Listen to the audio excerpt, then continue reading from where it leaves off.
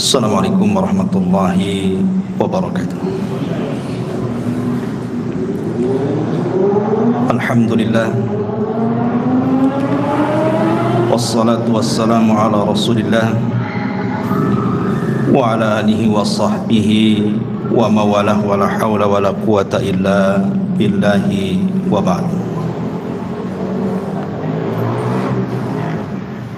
Alhamdulillah, segala puja dan puji hanya milik Allah subhanahu wa ta'ala. Salawat dan salam kita hadiahkan kepada Rasul kita Nabi besar Muhammad sallallahu alaihi wa ala alihi wasallam. Ini pintu tutup aja nih biar gak bising ya.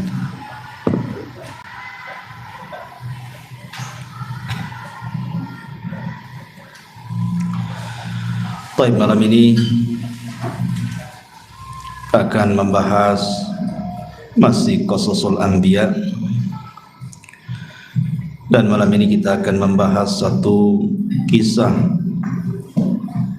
satu di antara 25 Nabi dan Rasul, Nabi Allah Dzulkifli alaihi salam. Siapa Dzulkifli yang kita akan kisahkan ini? Namun sebelumnya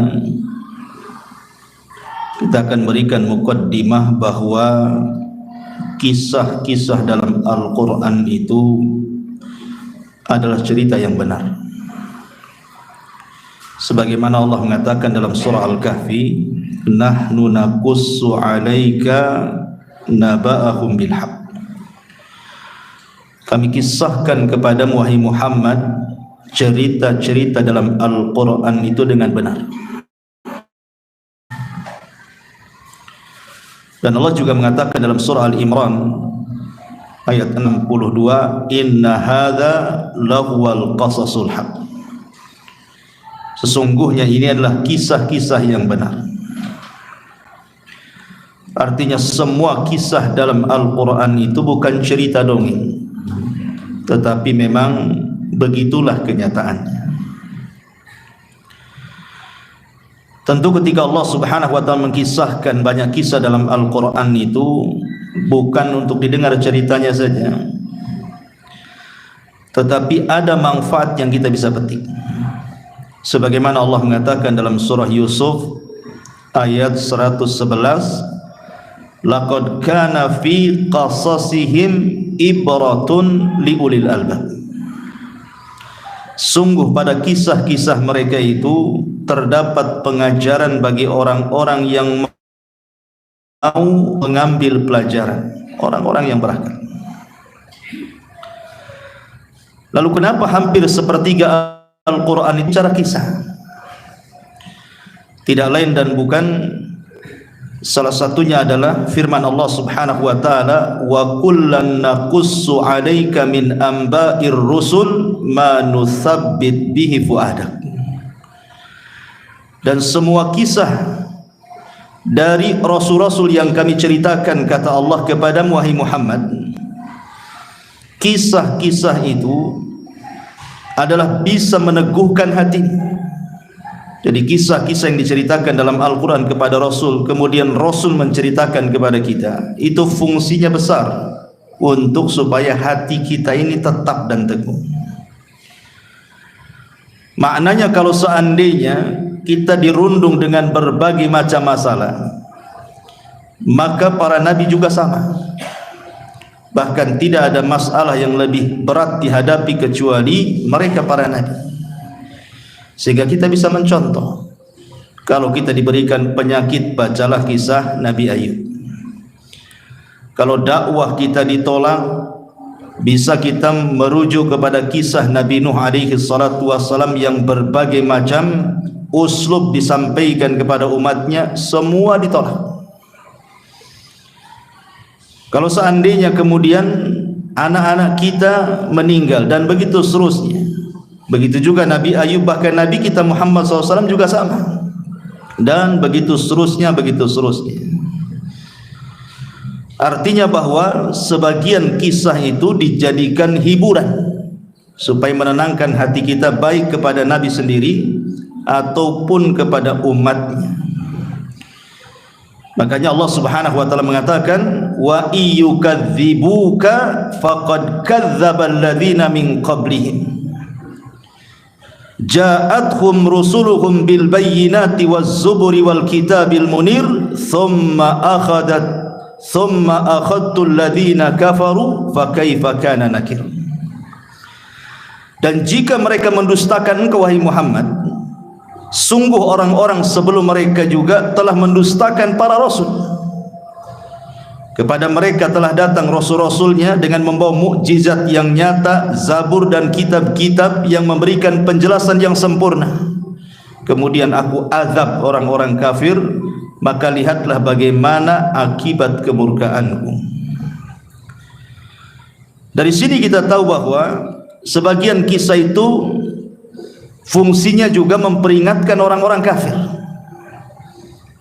Bagaimana orang-orang kafir dahulu ketika mereka menentang Allah dan Rasulnya, apa akibatnya? Afalam yasiru fil ardi fayanzuru kaifa kana akibatul ladzina min qablihim dammarallahu alaihim walil kafirina amsaluha. Maka apakah mereka tidak mengadakan perjalanan di permukaan bumi sehingga mereka dapat memperhatikan bagaimana kesudahan orang-orang sebelum mereka? Allah menimpakan kebinasaan atas mereka dan orang-orang kafir yang akan menerima akibat-akibat seperti itu. Intinya bahwa semua kisah dalam Al-Quran itu banyak ibrah dan pelajaran. Ma'asyiral muslimin yang dimuliakan Allah Azza wa Jalla, tentu bagi kita seorang muslim menjadi motivasi kan untuk meneguhkan keimanan kita, bertambah wawasan kita, dan dijadikan penghibur bagi kehidupan kita. Sering saya katakan, ma'asyiral muslimin yang dimuliakan Allah Azza wa Jalla, di dalam Al-Quran tidak semua para nabi dan rasul itu dikisahkan. Makanya kenapa Allah Subhanahu wa taala sendiri mengatakan di dalam Al-Quranul Karim, sebagian mereka kami kisahkan, sebagian mereka tidak kami kisahkan. Tentu ada hikmah di dalamnya.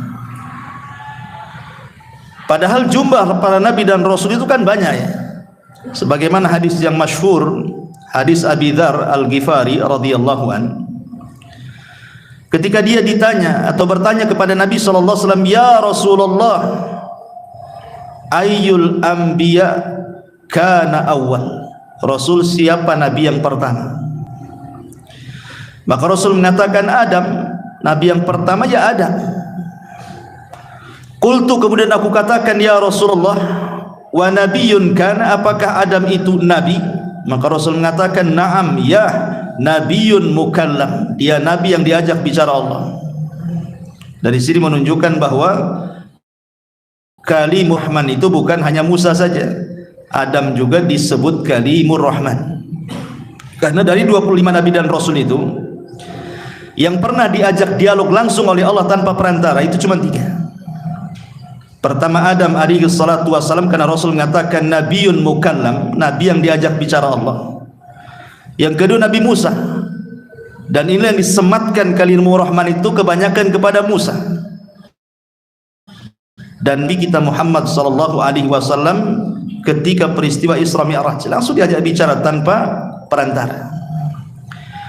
Kemudian Abi Dzar bertanya lagi, ya Rasulullah, kam al-mursalun, berapa sih nabi-nabi dan rasul yang diutus itu? Qala, kemudian Rasul mengatakan 300 wa bid'ata asyara jamman ghafiran. Maka Rasul menjawab sekitar 300 sekian belas para rasul, mereka sangat banyak, kata Rasul. Dalam riwayat yang lain disebutkan ketika Rasul ditanya kam adadul anbiya, berapa banyak para nabi itu, maka Rasul mengatakan mi'atu alfin wa ishruna alfan, 120.000 nabi. Kemudian Nabi Dzar bertanya, lalu jumlah para rasul berapa? 300 wa 13 jamman ghafiran. Adapun jumlah para rasul 313 rasul. Dalam riwayat yang lain dari hadis Umamah, Nabi SAW menyebutkan jumlah para nabi itu 124.000. Dalam hadis Abi Dzar 120.000. Dalam hadis Abi Umamah 124.000. Kemudian jumlah Rasul 315. Jadi ada yang mengatakan 313, ada yang mengatakan 315. Jumlah Nabi ada yang mengatakan 120.000, ada yang mengatakan 124.000 Nabi. Walaupun Syekhul Islam Ibn Taimiyah rahimahullahu ta'ala mengatakan, wa hadha alladhi dzakarahu Ahmad wa dzakarahu Muhammad ibn Nasr wa ghairuhuma yubayyin annahum lam ya'lamu adadal kutubi war rusuli wa anna haditha Abi Dzarrin fi dzalika lam yathbut indahum.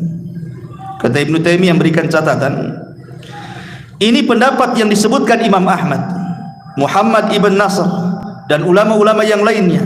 Mereka menjelaskan bahwa tidak diketahui berapa jumlah kitab-kitab yang turun dan berapa jumlah rasul-rasul yang diutus. Adapun hadis Abi Dzar, kata Ibnu Taimiyah, dalam hal ini tidak sahih menurut mereka. Dan Lajnah Daimah pernah ditanya tentang jumlah nabi dan rasul, mereka mengatakan la ya'lam adaduhum illallah. Tidak ada yang tahu jumlah mereka kecuali Allah Subhanahu wa ta'ala. Tetapi kalau seandainya hadis Abi Dzar itu sahih dan hadis Abi Umamah, maka kita sudah mengetahui berapa jumlah para nabi dan rasul tersebut, antara 120 sampai 124.000, dan jumlah rasul antara 313 atau 315 rasul. Taib. Tetapi ikhwatu fiddin, dari sekian banyaknya para nabi itu, baik yang mensahihkan ataupun yang melemahkan hadis ini, sepakat bahwa jumlah mereka banyak. Semua para nabi dan rasul itu diutus untuk mendakwahkan tauhid. Ini intinya. Dan itu disebutkan dalam Al-Quran surah An-Nahl 36, walaqad ba'athna fi kulli ummatir rasulan an i'budullaha wajtanibu taghut. Tidak ada satupun seorang nabi dan rasul yang kami utus pada tiap-tiap umat ini kecuali mereka menyerukan kepada umatnya, u'budullah, sembahlah Allah, tauhidkan Allah, dan jauhi sesembahan selain daripada Allah. Dan Allah kuatkan dalam surah Al-Anbiya 25, wa ma arsalna min qablika mir rasulin illa nuhi ilaihi annahu la ilaha illa ana fa'budun. Dan kami tidak mengutus seorang rasul pun sebelum kamu, melainkan kami wahyukan kepadanya bahwa tidak ada sesembahan yang berhak disembah kecuali aku, kata Allah, maka sembahlah aku oleh kalian. Itu inti semua nabi dan rasul diutus oleh Allah mendakwahkan dakwah tauhid. Pertanyaan pun muncul, dari 25 nabi dan rasul yang Allah ceritakan dalam Al-Quran itu, ikhwan, itu tidak semua diceritakan juga. Jangan cerita yang 120.000 ya. Yang 25 nabi dan rasul, di mana 18 namanya tercantum dalam surah Al-An'am dan sisanya tercantum dalam beberapa surat dalam Al-Quran sehingga genap menjadi 25 nabi dan rasul, itu tidak semua diceritakan. Ada yang diceritakan secara lengkap, seperti Nabi Musa lengkap gitu ya, Nabi Yusuf lengkap, Nabi Ibrahim lengkap. Tapi ada juga yang hanya diceritakan secara global-global saja. Yang lebih anehnya, juga ada nabi yang tidak ada kisahnya. Seperti siapa? Ini kisah nabi yang kita akan ceritakan, Dzulkifli. Quran tidak menyebutkan kisahnya, hanya isyaratnya saja di 2 ayat dalam Al-Quran. Kemudian Ilyasa, kemudian Ilyas, tidak ada kisahnya. Ada juga yang global, seperti Nabi Soleh, global-global saja. Nabi Syuaib global gitu ya, tidak dijelaskan dari masa dakwah kecil sampai wafat, tidak ada. Apa hikmahnya? Kenapa tidak semua diceritakan oleh Al-Quran? Tentu ketika Allah Subhanahu wa ta'ala hanya menceritakan beberapa nabi dan tidak menceritakan nabi-nabi yang lainnya, atau hanya menceritakan rasul-rasulnya dan sebagian tidak diceritakan secara detail, ada yang global, ada yang sama sekali tidak ada kisahnya. Sebenarnya pelajarannya adalah karena Al-Quran hanya menitik beratkan kepada beberapa soalan. Yang pertama, Al-Quran hanya ingin menjelaskan bagaimana seruan para nabi dan rasul sejak zaman Adam sampai rasul kita, bahwa seruan mereka sama, tauhid, bagaimana mengajak manusia untuk menyembah Allah Subhanahu wa ta'ala.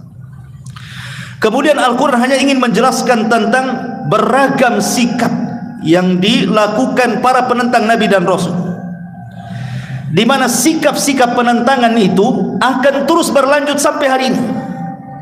Jadi Quran mencontohkan bagaimana dulu Fir'aun menentang Musa, Namrud menentang Ibrahim, kaum Nuh menentang Nuh, kaum Sodom menentang Lut, dan begitu seterusnya. Bahwa ragam sikap masyarakat di zaman para nabi dahulu yang menentang para nabinya itu akan senantiasa terulang. Dan azab yang diturunkan kepada mereka pun akan ada kemiripan dengan azab-azab yang Allah akan timpakan pada hari ini. Cuman bedanya, kalau dulu Allah mengazab itu menghancurkan semua kaum yang menentang. Kalau sekarang kan tidak. Kenapa? Karena bentuk rahmat Nabi SAW diutus, orang kafir pun merasakannya. Apa rahmatnya? Mereka tidak diazab sebagaimana azab-azab yang pernah Allah timpakan di zaman itu secara rata. Ya mungkin sekarang ini gempa ada, tapi di sana gempa, di sini tidak, kan begitu. Banjir ada, sebagaimana dulu kaum Lut dihujani, maka ada juga kita lihat hujan yang begitu deras dan menghancurkan hanya beberapa daerah, gempa hanya daerah, banjir dan begitu seterusnya. Puting beliung yang mengangkat kaum Ad, ada juga puting beliung kan di negeri kita juga, tapi kan tidak merata, tapi kan kemiripan azabnya sama. Ya, artinya akan terulang seperti itu. Termasuk juga bagaimana perlawanan para nabi, bahwa ini juga jadi pelajaran bagi kita orang-orang yang beriman yang mengikuti para nabi untuk berjihad melawan kesyirikan, berbagai macam khurafat, penyimpangan, bid'ah dan yang semacamnya. Itu menjadi sebuah pelajaran bahwa kita pun harus berjihad sama dengan mereka. Kemudian juga menjelaskan bagaimana sunnah ilahiyah yang berlaku pada seluruh masyarakat dan umat yang terus berkelanjutan. Artinya bahwa sunnah-sunnah kaun alam itu akan tetap ada sampai kiamat. Dan itu solusinya adalah dengan membaca kisah-kisah para nabi supaya kita bisa menghadapi apapun ujian yang kita bisa hadapi di masyarakat. Baik, kita masuk pada kisah bahwa siapa Dzulkifli ini, karena Al-Quran sekali lagi tidak menyebutkan kisahnya, hanya menyebutkan isyaratnya di 2 ayat. Jadi kita akan membahas 2 ayat ini walaupun pendek, maka kita akan usahakan mengambil beberapa referensi dari kalangan ahli tafsir, karena saya cari-cari juga memang tidak ketemu kisah yang sahih baik dalam hadis ataupun di dalam Al-Quran, memang hanya isyaratnya saja. Tapi kita akan upayakan supaya terang siapa Dzulkifli ini. Pertama, dalam surah Al-Anbiya ayat 85, Allah Subhanahu wa ta'ala berfirman, wa Ismaila wa Idrisa wa Dzulkifli kullun minas sabirin. Dan juga Ismail, kemudian Idris, kemudian Dzulkifli, semua orang-orang ini termasuk orang-orang yang sabar. Di sini Allah Subhanahu wa taala menyebutkan 3 nabi. Pertama Ismail, kedua Idris, ketiga Dzulkifli, dan di akhir ayatnya kullun minas sabirin, semuanya hamba-hamba Allah yang sabar. Pertama Ismail. Kenapa Ismail disebutkan minas sabirin, termasuk hamba Allah yang sabar? Ingat ketika saya menceritakan tentang Ismail, Ismail ini diberikan oleh Allah kesabaran yang luar biasa sejak kecil. Dia dihantarkan oleh Ibrahim bersama Hajar ke sebuah wadin ghairi dizara'in, lembah, tidak ada tanaman, tidak ada binatang, tidak ada manusia, gurun pasir, kerong kelontang, panas luar biasa. diletakkan begitu saja berdua dengan ibunya. Ini kan menunjukkan kesabaran. Siapa yang sabar coba? Diletakkan berdua bersama ibundanya, tidak ada orang pula di situ. Kemudian yang kedua, setelah dia usia remaja belasan tahun, Ibrahim pula baru datang menengok dia. Tetapi kemudian dikagetkan dengan mimpi seorang nabi yang merupakan wahyu, di mana Ibrahim mengatakan kepada Ismail, "Ya bunayya inni ara fil manami anni adbahuka fanzur madza tara." Wahai anakku, semalam ayahmu bermimpi bahwa aku menyembelih dirimu, macam mana pendapatmu? Maka Ismail mengatakan, "Ya abatif al-ma tu'mar satajiduni insyaallahu minas sabirin." Nah, ini ada kalimat sabirin di sini. Kata Ismail, "Wahai ayahku, lakukan saja. Kalau memang itu perintah Allah." Cuman di sini takjubnya adalah kata-kata insyaallah-nya di sini. Insyaallah. Kalau Allah berkehendak, wahai ayahku, engkau akan mendapati aku termasuk hamba Allah yang sabar. Kenapa Ismail mengucapkan kalimat insyaallah?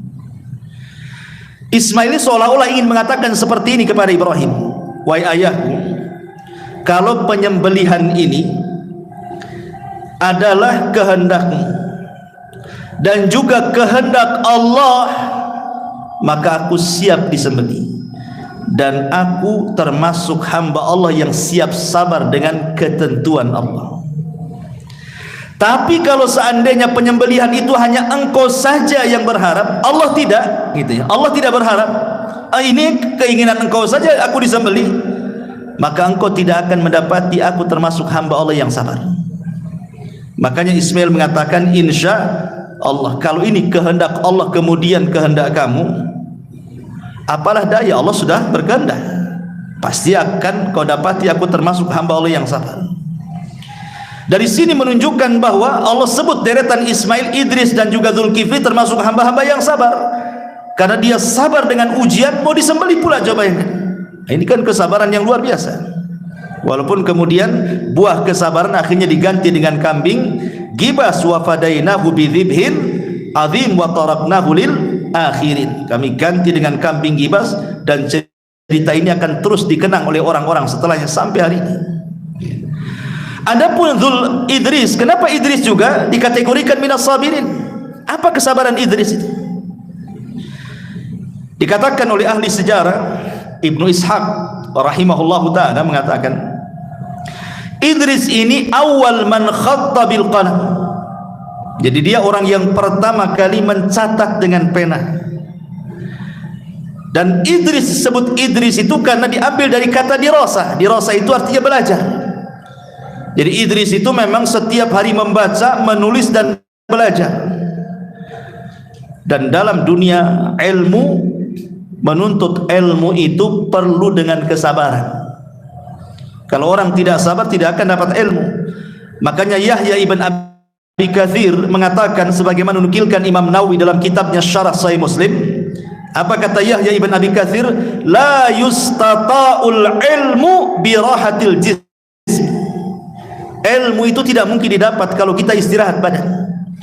Mungkin nggak antum tidur-tidur di rumah, nggak ngapa-ngapain kemudian cerdas? Nggak, mustahil itu. Cerdas Ustaz, kenapa? Saya dapat ilmu laduni, kata. Laduni dari mana? Nah, coba saja. Ya. Nggak ada ilmu laduni. Ilmu pandai sendiri itu nggak ada. Kalau pandai tidur ya. Masyarul muslimin yang dimuliakan Allah Azza wa Jalla, sampai Al-Hafidh Al-Khatib Al-Baghdadi rahimahullahu ta'ala menukilkan perkataan Abi Ahmad Nasr ibn Ahmad Al-Iyad. Beliau mengatakan, la yunalul hadzal ilmu illa man attala dukkanahu wa kharaba bustanahu wa hajara ikhwanahu wa mata aqraba ahlihi falam yashhad zanazatahu. Lihat kata beliau, ilmu itu tidak akan diperoleh kecuali orang yang meninggalkan dunia perdagangannya, dia tinggalkan tokonya. Yang kedua, hancur kebunnya karena tidak dirawat, karena dia sibuk belajar. Kemudian yang ketiga, ditinggalkan kawan-kawannya, karena dia fokus belajar. Kalaupun dia mati, terkadang keluarga terdekatnya tidak bisa menyaksikan jenazahnya. Boleh jadi dia meninggal di tempat lain, di tempat ketika dia rihlah thalabul ilmi, keluarganya nggak tahu. Sampai seperti itu ulama mengatakan bahwa ilmu itu tidak bisa diraih kecuali dengan beberapa perkara ini. Makanya kita lihat rihlahnya para thalabul ilmi itu, para ulama dulu, mereka tidak meninggal di tempat kelahirannya, terkadang meninggal di tempat belajarnya. Begitulah ilmu diraih. Makanya Imam Syafi'i rahimahullahu ta'ala atau Imam Ahmad pernah ditanya, "Ya Imam, mata tastamirru fi talabul ilmi wa qad asbahta imaman lil muslimin," katanya. Imam Ahmad, sampai kapan kau belajar? Kau sudah jadi imam kaum muslimin, dikenal dunia, masih saja kau membaca dan mencatat. Apa kata Imam Ahmad? Dia mengatakan, ma'al makhbarati ilal makbarati. Aku akan tetap belajar selama pena masih ada tinta di tanganku, sampai aku dikubur di liang lahat. Begitulah para ulama. Dan Imam Syafi'i juga mengatakan, haqqun ala talabatul ilmi bulugu ghayatan warrabatu ilallahi ta'ala fil auni alaihi. Kata Imam Syafi'i, wajib atas penuntut ilmu itu mengerahkan semua daya dan upaya untuk mendapatkan sebanyak-banyak ilmu. Kemudian sabar dengan rintangan-rintangan ketika menuntut ilmu, karena menuntut ilmu itu nanti rintangan, setan tidak suka masalahnya. Kemudian dia betul-betul ada kecintaan dalam menuntut ilmu kepada Allah, agar Allah menolong perjalanan thalabul ilminya. Dari sini Imam Syafi'i mengatakan sebuah syair yang masyhur dibaca para talabatul ilmi. Apa syairnya Imam Syafi'i? Akhi, kata Imam Syafi'i, lan tanalal ilma illa bisittatin saumbika an tafsiliha bibayanin dzakaun wa hirsun wa ijtihadun wa bulghatun wa suhbatu ustadin wa tulu zamanin. Nah, lihat syairnya Imam Syafi'i. Saudaraku, kata Imam Syafi'i, kalian tidak mungkin mendapatkan ilmu kecuali dengan 6 perkara. Kemudian Imam Syafi'i mengatakan, saya akan jelaskan secara rinci 6 perkara itu.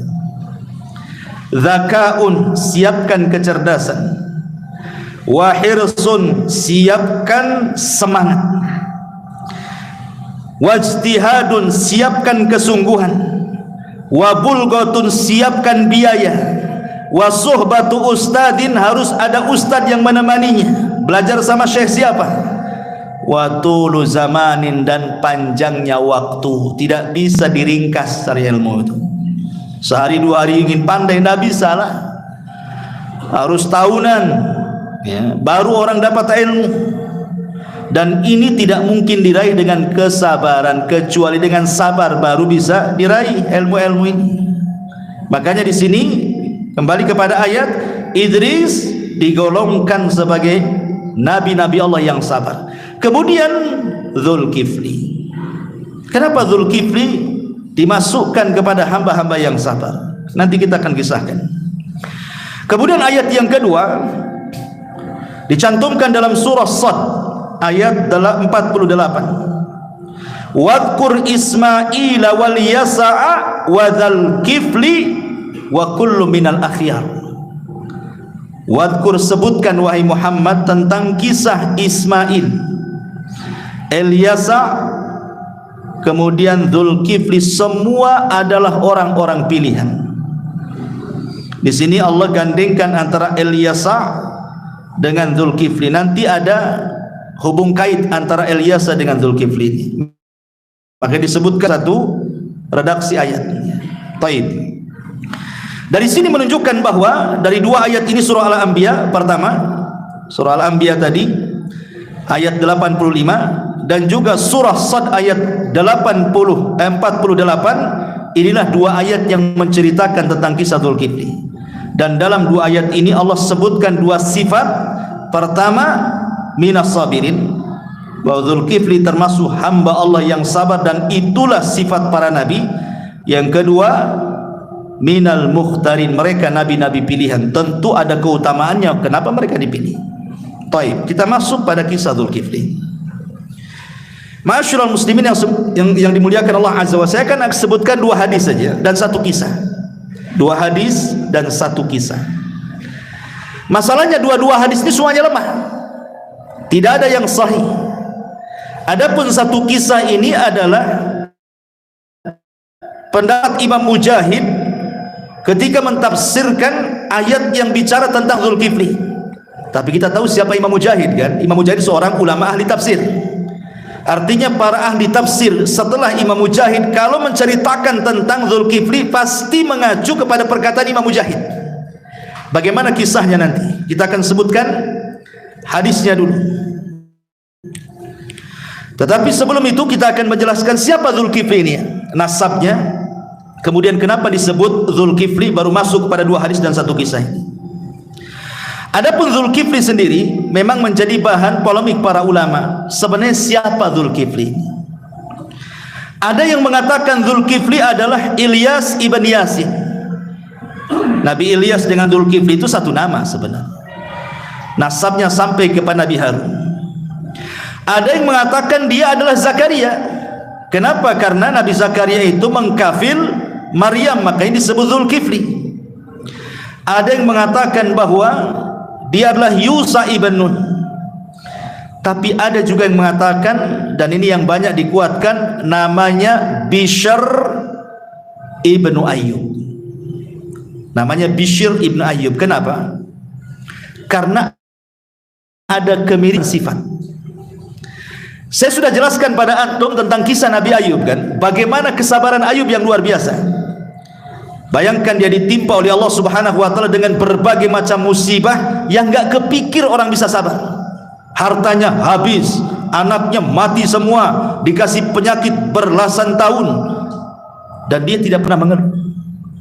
Sehingga ketika Ayyub Allah kembalikan nikmatnya, punya dirinya hanya sekitar 12, akhirnya Allah ganti menjadi 26 anak kan, laki-laki dan perempuan. Lah salah satu anak Ayyub itu namanya Bishr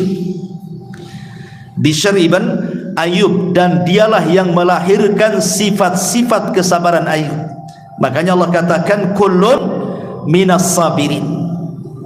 Jadi Dzulkifli ini termasuk hamba-hamba Allah yang sabar. Ini yang banyak dikuatkan bahwa namanya Bishr ibn Ayyub karena Dzulkifli ini bukan diambil dari Dzu dan Al-Kifli. Ya, artinya pemilik dalam bahasa Arab. Dzu kalau dalam bahasa Arab ya, pemilik. Seperti Dzulqarnain. Bukan nama Dzulqarnain itu. Qarnain itu artinya 2 tanduk. Dzu itu pemilik 2 tanduk, gitu maksudnya. Ya. Taib. Jadi ini khilaf ulama. Tapi ada juga yang mengatakan dia bukan nabi. Dzulkifli itu bukan nabi, dia rajulun saleh. Dia orang saleh. Samalah dengan Dzulqarnain, sama dengan Khidir diperselisihkan apakah dia nabi atau bukan, sama dengan Luqman dalam Al-Quran ada surah Luqman, itu bukan nabi. Ada juga yang mengatakan dia bukan nabi. Dan yang mengatakan bahwa Dzulkifli bukan nabi ini adalah riwayat dari Imam Ibnu Jarir At-Tabari dan juga Ibnu Abi Naji dari Mujahid, annahu lam yakun nabi innama kana rajulan salihan. Dia bukan nabi, dia hanya rajulun saleh, orang saleh saja. Wa kana takaffala li bani qaumihi an yakfiyahum amrahum wa yaqdiya bainahum bil adli fasumya Dzulkifli. Dia itu orang saleh yang mengkafir seluruh kaumnya dengan memberikan kebutuhan dan hajat mereka, kemudian memberikan hukum keadilan kepada masyarakatnya. Sejak itulah disebut Dzulkifli. Tetapi pendapat yang kuat wallahu alam, sebagaimana disebutkan Al-Imam Ar-Razi dalam tafsirnya, bahwa Dzulkifli adalah seorang nabi. Kenapa? Satu, karena ketika Allah Subhanahu wa taala menyebutkan Dzulkifli itu di dalam surat apa? Surat Al-Anbiya.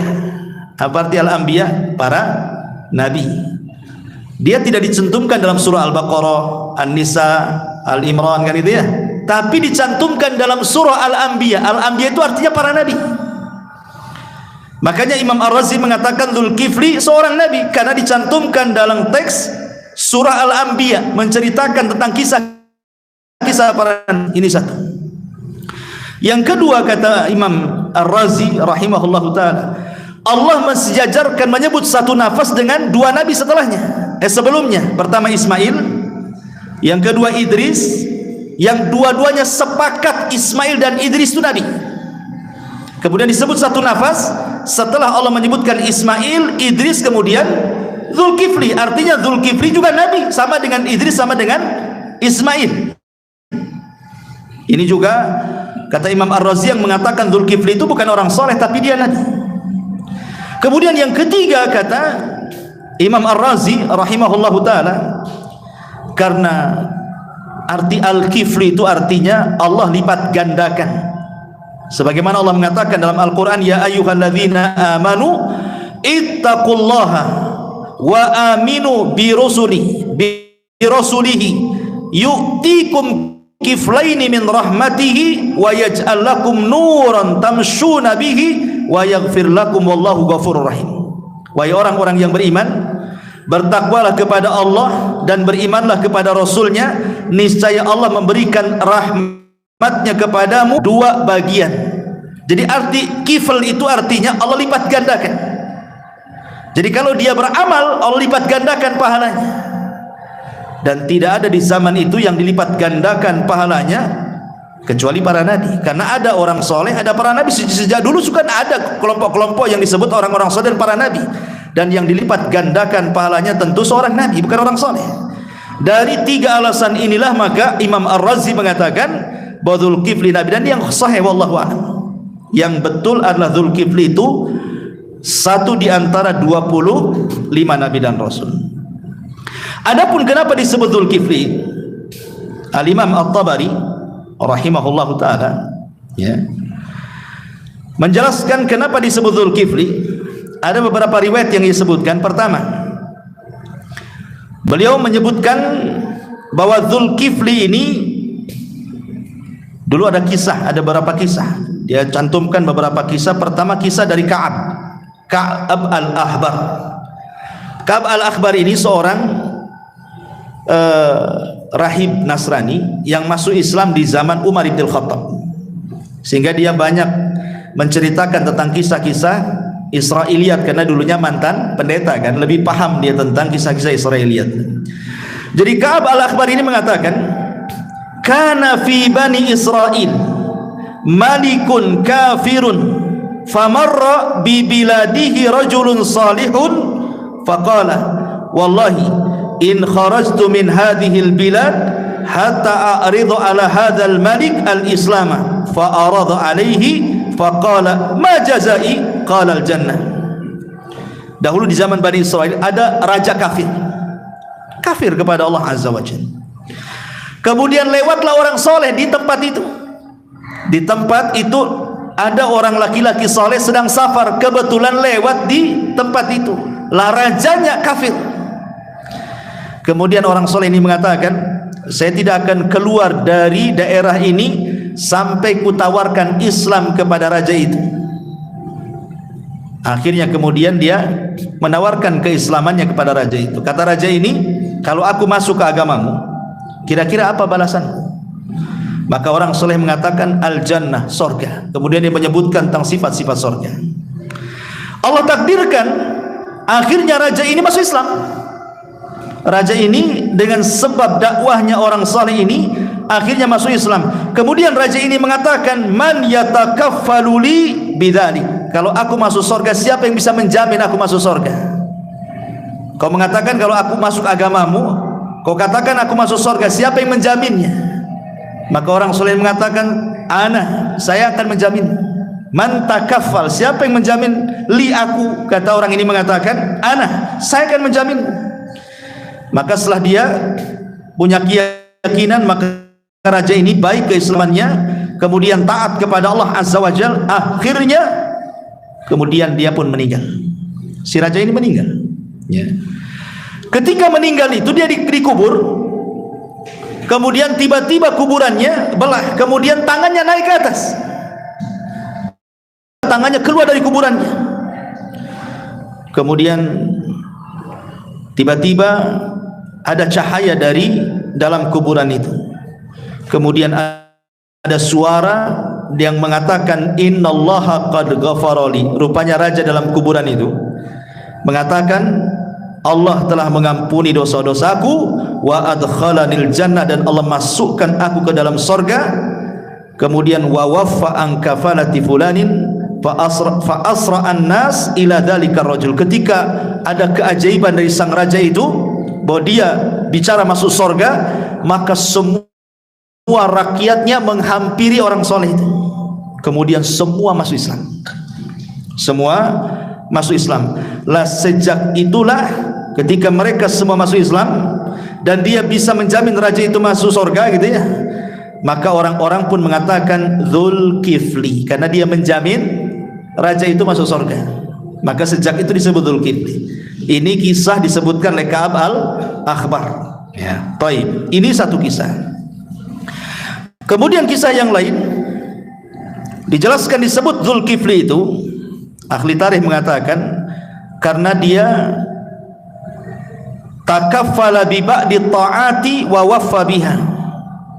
Dia betul-betul menjalankan perintah Allah Azza wa Jal dan dia sempurnakan ketaatannya kepada Allah. Sejak itulah kemudian dia disebut Dzulkifli. Kenapa? Karena satu, Dzulkifli itu dikenal tidak berhenti salat malam. Yang kedua, dikenal tidak berhenti puasa sunnah. Ini yang paling hebat. Tidak dikenal marah. Dzulkifli bagaimana caranya enggak pernah marah.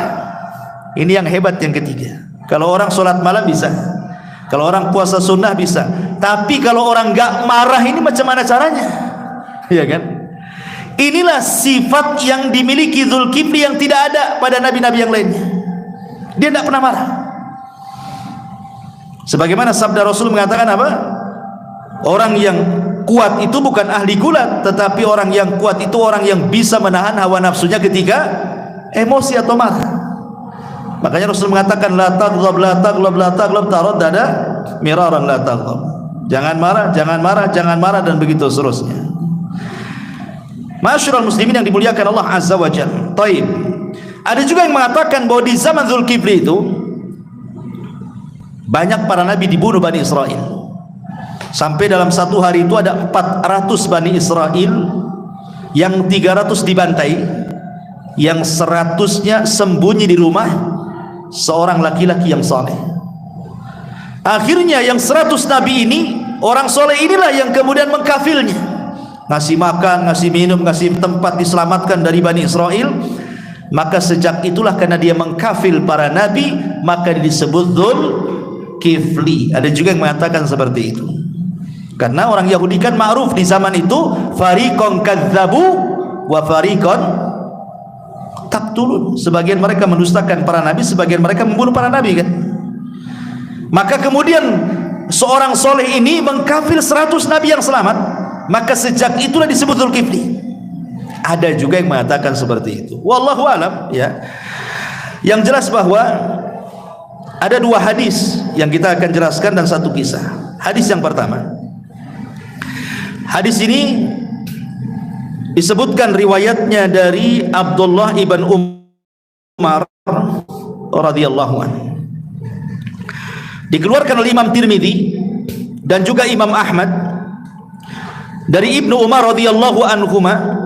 Dia mengatakan sami'tun nabiyya sallallahu alaihi wasallam yaqul. Kata Ibnu Umar, aku mendengar Rasul bersabda, kanal kiflu min bani Israil la yatawarra'u min dzambin amilahu. Dalam riwayat kana rajulun yuqalu lahu Dzulkifli la yatawarra'u min dzambin amilahu. Jadi di zaman Bani Israel, kata Abdullah ibn Umar, ada orang namanya Al-Kiflu. Dalam riwayat seorang laki-laki yang disebut dengan Dzulkifli. Orangnya enggak takut dosa. Enggak takut dosa. Kemudian suatu hari dia suka dengan seorang wanita. Fa'atathu imra'atun fa'ataha sittina dinara. Dia suka dengan seorang gadis. Gadis ini gadis baik-baik, gadis perawan, tidak pernah berzina, gadis baik-baik, diajak berzina. Kemudian dijanjikan akan diberikan sittina dinaran, 60 dinar. Baik besar 60 dinar gitu di zaman itu ya. Untuk apa? Ala an yata'aha, supaya dia bisa menggaulinya, berzina dengan wanita itu.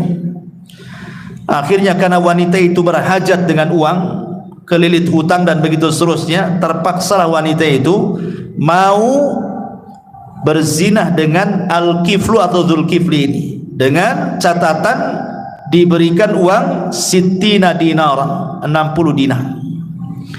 Falamma qa'ada minha maq'ada ar-rajuli min imra'atihi, ketika betul-betul hampir berzina, sudah membuka auratnya semuanya, apa yang terjadi?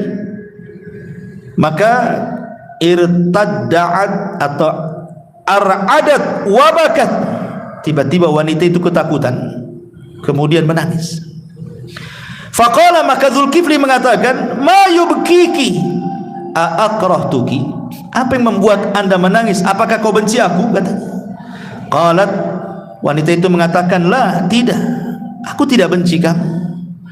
Walakinnahu, akan tetapi, kata wanita ini, dia mengatakan, akan tetapi, kata wanita ini, aku tidak pernah mengamalkan amalan ini sebelumnya. Aku mengamalkan amalan ini ma hamalani alaihi illa haja. Kenapa aku mau berzina denganmu dengan bayaran 60 dinar itu? Karena ada hajat masalahnya. Maka ketika mendengar hal ini, Dzulkifli mengatakan, taf'alina anti hadza wa ma fa'altihi, kau hendak melakukan seperti ini pada sebelumnya kau tidak pernah melakukannya. Kalau begitu, idhabi fahiyalak, aku tidak akan melakukan kepadamu, pergi ambil uang ini dan jangan pernah kembali. Nah, jadi berzina, uangnya dikembalikan, kemudian dia termenung sendiri. Setelah termenung sendiri, dia tahu banyak dosanya, langsung dia mengatakan, wallahi la a'sillaha ba'daha abada. Setelah peristiwa ini, kata Dzulkifli, aku tidak akan maksiat selamanya. Famata min lailatihi, maka setelah dia bertobat dan janji tidak akan melakukan kemaksiatan, Allah takdirkan meninggal pula malam itu. Fa asbaha maktuban ala babihi innallaha qad ghafara lil kifli. Setelah dia meninggal, tiba-tiba ada tulisan depan rumahnya, Allah sudah mengampuni orang namanya Al-Kiflu. Hadis ini dikeluarkan Imam Ahmad dan juga Imam Tirmidzi, tetapi sayang hadis ini lemah. Syekh Nasiruddin Al-Albani rahimahullahu taala melemahkannya. Walaupun sekali lagi Imam Ibn Hibban mengatakan hadis ini sahih, Imam Hakim juga sama, dan juga Imam Zahabi menyepakatinya, tapi Syekh Al-Albani rahimahullahu taala mengatakan hadis ini tidak sahih. Bahkan Abu Hatim Ar-Razi mengatakan la yu'raf illa bihaditsin wahid.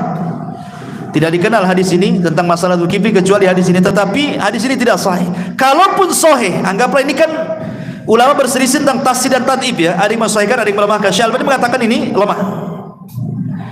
Kalaupun sahih, lau faradna, anggaplah hadis ini sahih, maka mustahil yang dimaksud Dzulkifli dalam hadis ini adalah nabi yang kita sedang bicarakan. Tak mungkinlah seorang nabi tidak takut dosa. Ini gimana ceritanya? Boleh jadi di sini ada kemiripan nama saja, kata ulama.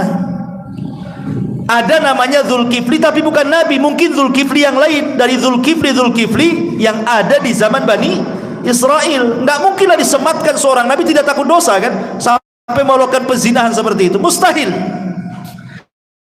Karena seorang nabi itu sudah Allah tarbiyah sejak kecil kan, seperti Rasulullah SAW sudah ditarbiyah sejak kecil, akhlaknya bagaimana, afafnya, menjaga kehormatannya, sehingga tidak ada yang mencela akhlak seorang nabi. Rata-rata para penentang nabi itu yang dicela bukan akhlaknya tapi dakwahnya, sehingga mustahil ini disematkan kepada Dzulkifli. Itu pun kalau hadis ini sahih. Ini satu riwayat. Riwayat yang kedua sebutkan oleh Imam Ibnu Jarir dari Abi Musa dan Mujahid serta Qatadah, berkata Umar ibn Abdurrahman ibn Haris, qala Abu Musa berkata dari Nabi sallallahu alaihi wasallam, inna dzal kifli lam yakun nabiyyan walakinnahu kana 'abdan salihan fatakaffala bi amali rajulin salihin inda mautihi wa kana yusalli lillahi kulla yaumin mi'ata salatin fa ahsanallahu ats-tsana 'alaihi. Sesungguhnya Dzulkifli bukan nabi, tapi dia seorang hamba yang saleh. Dia menggantikan posisi orang saleh saat kematiannya, di mana orang soleh yang meninggal ini setiap malam solat 100 kali. Jadi ada orang soleh setiap malam itu solat, dalam sehari itu mi'ata salatin, 100 solat. Kemudian orang soleh ini meninggal berwasiat kepada anak muda, gantikan posisiku. Maka anak muda ini menggantikan posisi orang soleh. Sejak itulah Allah mengangkat derajatnya dan disebut dia dengan Dzulkifli, karena mewakili ibadahnya orang soleh setelahnya, sebelumnya. Maka tapi sekarang dua hadis ini semua lemah. Dua hadis ini tidak sahih. Tapi yang menarik saya ingin ceritakan adalah apa yang dikatakan Imam Mujahid ketika bercerita tentang siapa Dzulkifli. Ini yang menarik kita kisahkan. Jadi Al-Imam Mujahid yang diriwayatkan oleh Imam Ibnu Jarir, kemudian juga Ibnu Abi Hatim, dari jalan Daud ibn Abi Hindi, dari Mujahid yang mengatakan dahulu Nabi Ilyasa. Nah, makanya di sini nyambung. Tadi kan dalam ayat Shad, di situ Allah sebutkan Ilyasa dengan Dzulkifli kan. Ya, wadhkur Ismail wal Yasa wa Dzulkifli. Sebutkan Ismail, Ilyasa dan Dzulkifli. Karena kalau kita cerita Dzulkifli tidak lepas dari Ilyasa. Walaupun Ilyasa punya kisah sendiri ya, nanti belum saya ceritakan. Tapi masalahnya dahulu kata Imam Mujahid, Nabi Ilyasa ini karena sudah tua, sudah renta, dan sudah dihabarkan kematiannya, bahwa dia akan sebentar lagi akan meninggal. Begitulah para nabi, mereka diberitahu kematiannya. Sama dengan Nabi kita kan diberitahu kematiannya. Ketika Nabi SAW berada di kamar Aisyah, datang malaikat Jibril kan, kemudian mengatakan, ya Muhammad, Allah telah berikan dua pilihan. Mau tidak kau tetap hidup dengan berbagai macam kenikmatan dunia yang Allah akan berikan kepadamu, ataukah engkau lebih baik meninggal dunia dan berjumpa dengan kawan-kawan di Rafiqil A'la? Tapi Rasul memilih apa? Ila Rafiqil A'la. Artinya hanya para nabi yang diberitahu kematiannya, selain Nabi tidak. Makanya kita katakan orang-orang Syiah yang mereka meyakini tentang 12 imam, mengetahui yang gaib katanya, bahwa salah satu kegaiban yang diketahui 12 imam Syiah itu mampu memprediksi kematiannya katanya. Ini konyol ikhwan. Kenapa? Lah kalau seandainya imam-imam Syiah itu memprediksi kematiannya tahu, ngapain Husain itu harus safar dari Madinah ke Kufah? Kalau kemudian dibantai kepalanya, dipisahkan dari badannya kan? Ngapain itu bunuh diri namanya? Udah tahu kematiannya di situ, masih juga berangkat dia. Menunjukkan Husain tidak tahu yang gaib. Ali radhiyallahu an ketika hendak sholat subuh, kalau dia tahu kematiannya akan dibunuh oleh Abdurrahman bin Mulzam, tentu Ali tidak akan keluar sholat subuh kan?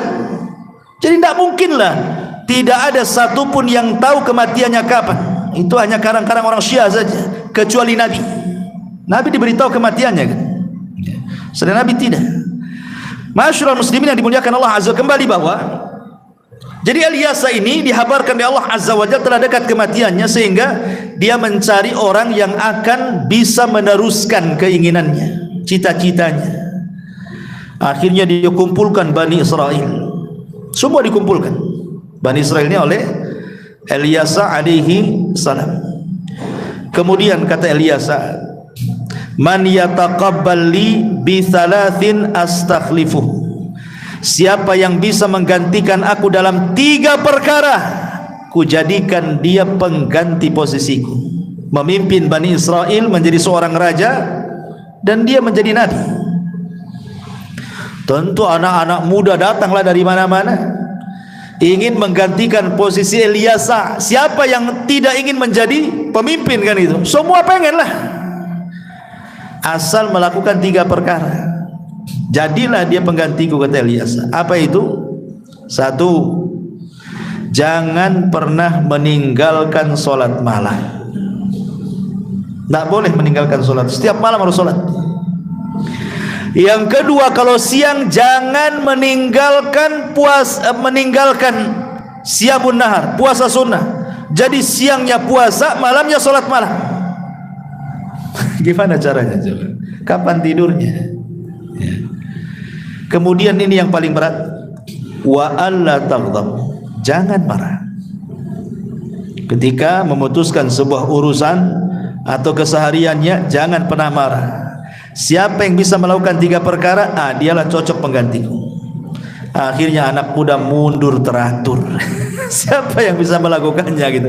Malam sholat malam tinggal, siang puasa sunnah nggak pernah batal, kemudian nggak pernah marah pula. Siapa yang sanggup? Rupanya adalah anak muda saleh. Dia mengatakan, saya siap untuk mengerjakan 3 perkara itu.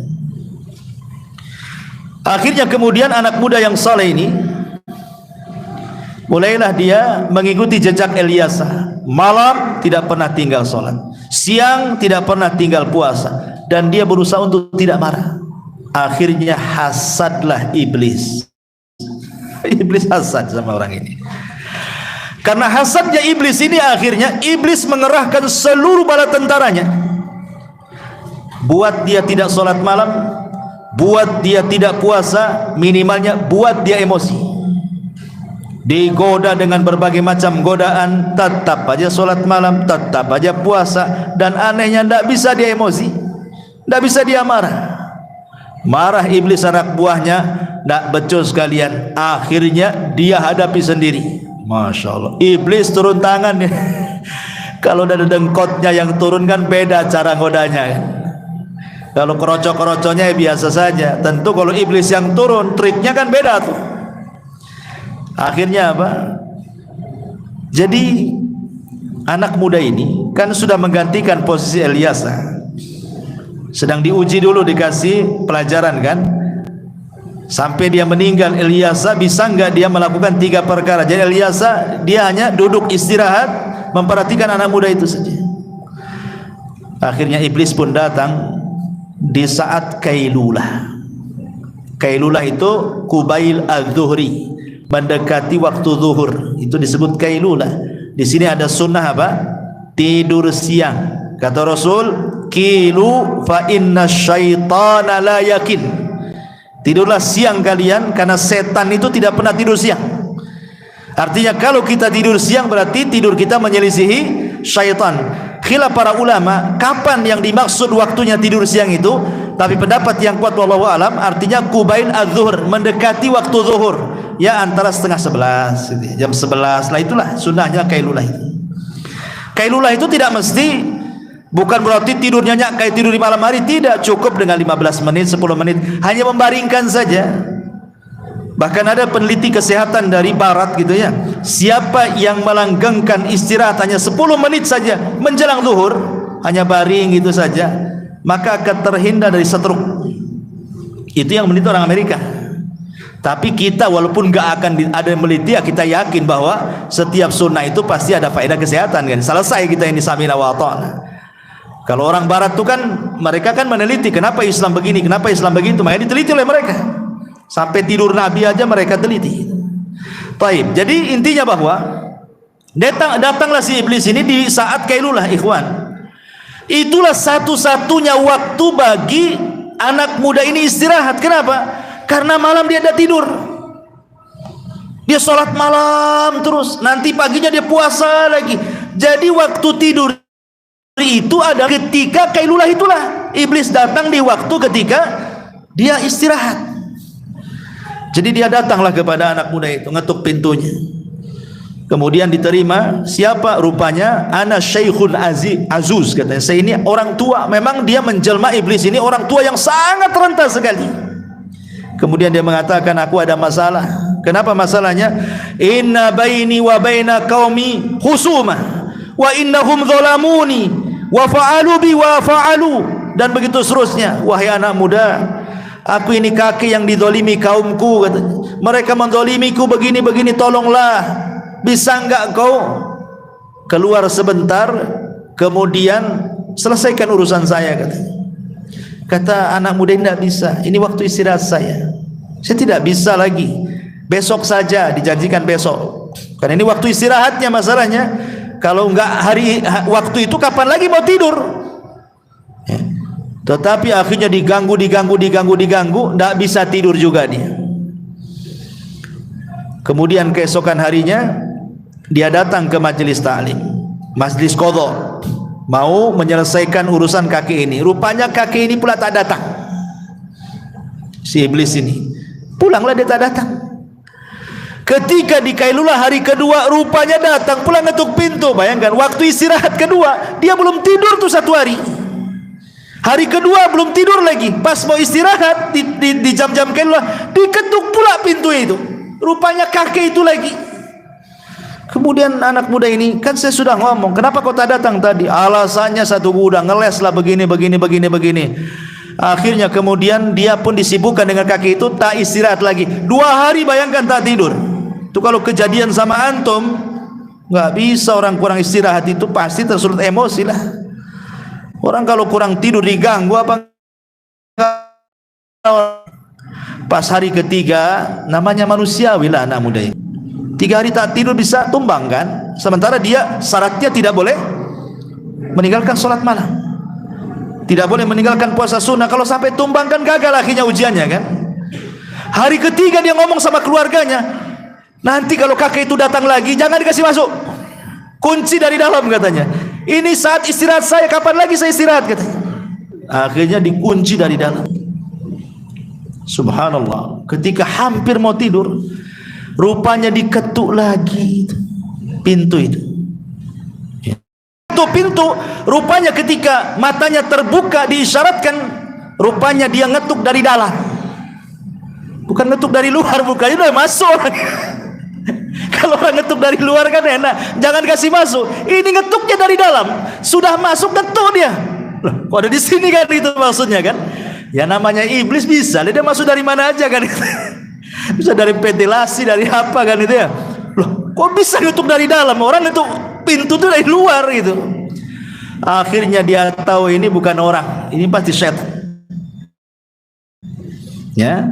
Kemudian dia mengatakan, anta syaitan, pasti kau setan. Anta iblis, pasti kau iblis katanya. Kenapa kau ganggu aku katanya. Kemudian iblis dia mengatakan, ya saya iblis. Kenapa? Karena aku hendak menyesatkan kamu supaya engkau tidak sholat malam. Yang kedua, aku akan melemahkan kamu supaya kamu tidak puasa sunnah.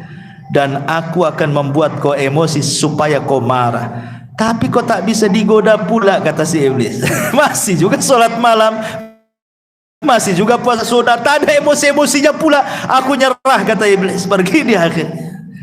Sejak itulah dia dikenal dengan Dzulkifli. Kenapa? Karena takafal, mengganti posisi dia sanggup melaksanakan sholat malam sunnah, dan hebatnya dia tidak marah. Sejak itu disebut Dzulkifli. Inilah kisah yang banyak disebutkan oleh ahli tafsir, salah satunya juga Imam Ibnu Katsir, At-Tabari, dan ahli tafsir yang lain. Kalau cerita Dzulkifli itu pasti mengambil kisahnya Imam Mujahid. Tapi sekali lagi tidak ada yang sahih. Ya, walaupun Imam Mujahid menyebutkan ini pun secara sanadnya juga tidak jelas. Intinya bahwa Al-Quran hanya mengisyaratkan 2 ayat itu saja tadi, dan kisahnya ini kan hanya sekedar pengetahuan. Kebanyakan kisah-kisah Dzulkifli ini diambil dari kisah-kisah Israiliyat. Bahkan orang-orang Yahudi dalam perjanjian lama Taurat, ya, mereka menganggap bahwa Dzulkifli itu bukan Bishr, tetapi namanya Hazkiel. Nabi Hazkiel yang ma'ruf kisahnya. Nanti ketika kita mengkisahkan tentang kisah Ilyasa, ya, ada Nabi Hazkiel. Hazkiel itulah maksudnya Dzulkifli, kata mereka. Orang-orang Yahudi mengatakan seperti itu. Wallahu alam. Inilah diantara kisah singkat daripada Dzulkifli. Adapun tentang di mana letak kematian Dzulkifli, karena kan Dzulkifli ini diutus ke negeri Syam, ada yang mengatakan diutus ke negeri Iran, ada yang mengatakan ke Irak, ya. Wallahu alam. Kalau memang dia adalah putra daripada Ayub berarti dia diutus di negeri Syam. Adapun kuburannya memang tidak ada yang jelas. Nabi-nabi itu tidak ada yang jelas kuburannya di mana. Cuman terkadang ada orang-orang dari kalangan kuburiyun, orang-orang yang suka tabaruk, menyembah kuburan itu. Terkadang mereka yasa beberapa kuburan para nabi, akhirnya mereka pun berziarah dan meminta-minta di situ. Ya. Jadi memang tidak jelas, ada yang mengatakan dia dikubur di Palestina, ada yang mengatakan di Irak, ada yang mengatakan di Syam, wallahu alam. Ya, al ilmu indallahi azza wajalla. Inilah di antara kisah Nabi Dzulkifli. Mudah-mudahan bermanfaat. Subhanakallahumma bihamdika asyhadu an la ilaha illa anta astaghfiruka wa atubu ilaik. Allahu taala alam. Assalamualaikum warahmatullahi wabarakatuh.